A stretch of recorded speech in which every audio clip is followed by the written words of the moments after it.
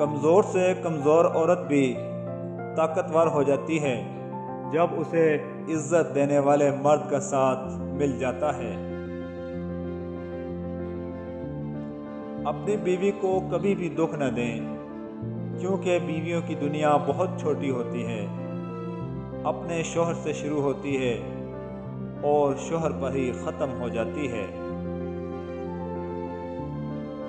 اپنے بیوی کو وقت دیں، عزت دیں، محبت دیں، اس کا خیال رکھیں اس سے پہلے کہ کوئی غیر مرد اس کا خیال رکھے۔ مرد کی محبت عورت کو ہمیشہ جوان رکھتی ہے، جبکہ مرد سے ملی ناقدری عورت کو جوان عمری میں بدصورت اور بد مزاج کر دیتی ہے، کیونکہ عورت کے سب رنگ مرد سے ہی تو ہیں۔ بہترین میاں بیوی کی سب سے بڑی خاصیت یہ ہے کہ وہ آپس میں اختلافات اور ناراضگی کے باوجود ایک دوسرے کا خیال اور فکر کرنا نہیں چھوڑتے۔ شوہر کو اپنی بیوی کے لیے اتنا اچھا ہونا چاہیے کہ بیوی دعا کرے کہ میری بیٹی کو بھی آپ جیسا ہم سفر ملے۔ جس طرح استری کرنے سے کپڑوں میں جان آتی ہے، بالکل اسی طرح سب کے سامنے عزت دینے سے بیوی میں بھی جان آتی ہے۔ مرد کی امیری غریبی سے نہیں، عورت اس کی دی ہوئی عزت سے متاثر ہوتی ہے۔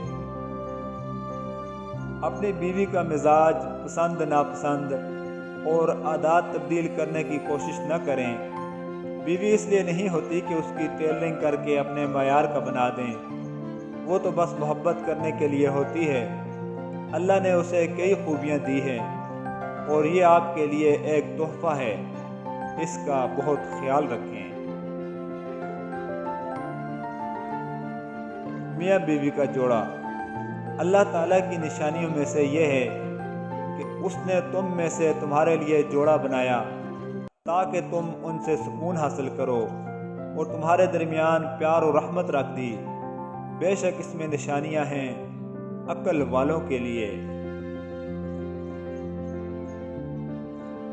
ایک پیغام شوہر کے لیے، جو کچن میں آپ کے لیے اپنا ہاتھ جلا دیتی ہے، برائے مہربانی گھر آ کر ان کا دل نہ جلایا کریں۔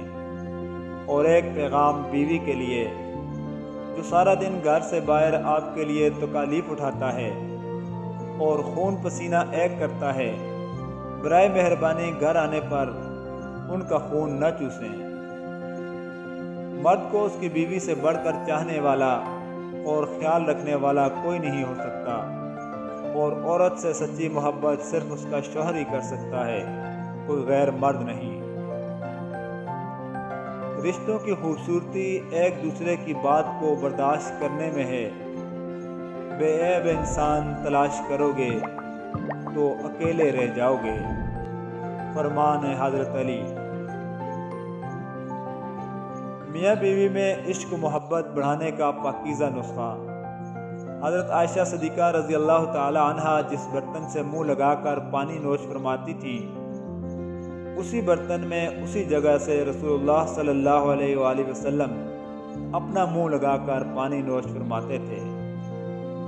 عورت کھلونا نہیں ہے اور نہ ہی زحمت، وہ رب کریم کی بنائی ہوئی ایسی خوبصورت نعمت ہے جو موت کی گود میں جا کر زندگی کو جنم دیتی ہے۔